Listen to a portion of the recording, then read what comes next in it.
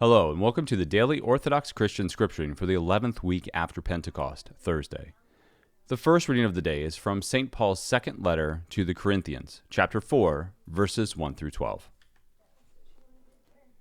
Brethren, having this ministry as we have received mercy, we do not lose heart. We have renounced disgraceful, underhanded ways. We refuse to practice cunning or to tamper with God's word. But by the open statement of truth, we would commend ourselves to every man's conscience in the sight of God. And even if our gospel is veiled, it is veiled only to those who are perishing. In their case, the God of this world has blinded the minds of the unbelievers to keep them from seeing the light of the gospel of the glory of Christ, who is the likeness of God. For what we preach is not ourselves, but Jesus Christ as Lord, with ourselves as your servants for Jesus' sake. For it is the God who said, "Let light shine out of darkness," who has shone in our hearts to give the light of the knowledge of the glory of God in the face of Christ. But we have this treasure in earthen vessels, to show that the transcendent power belongs to God and not to us. We are afflicted in every way, but not crushed, perplexed, but not driven to despair, persecuted, but not forsaken, struck down, but not destroyed, always carrying in the body the death of Jesus, so that the life of Jesus may also be manifested in our bodies. For while we live, we are always being given up to death for Jesus' sake, so that the life of Jesus may be manifested in our mortal flesh. So death is at work in us, but life in you. And today's gospel reading is from Matthew chapter 24, verses 13 through 28.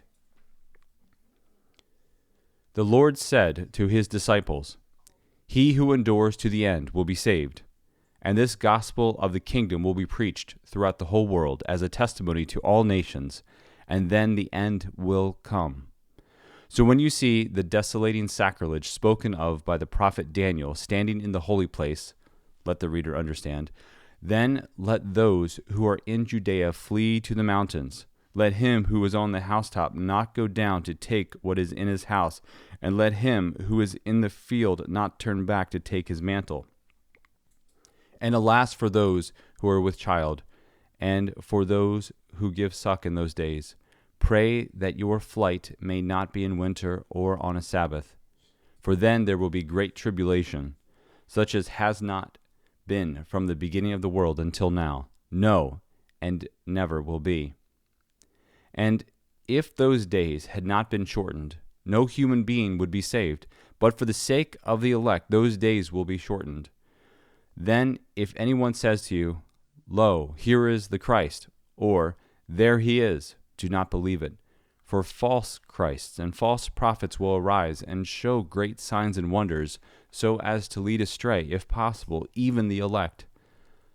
Lo, I have told you beforehand. So, if they say to you, 'Lo, he is in the wilderness,' do not go out. If they say, 'Lo, he is in the inner rooms,' do not believe it.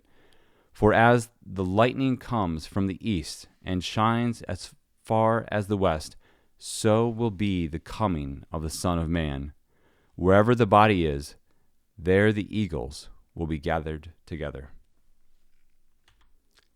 Thank you for listening. Let the brightness of the Lord our God be upon us and direct the works of our hands to do good. See you tomorrow.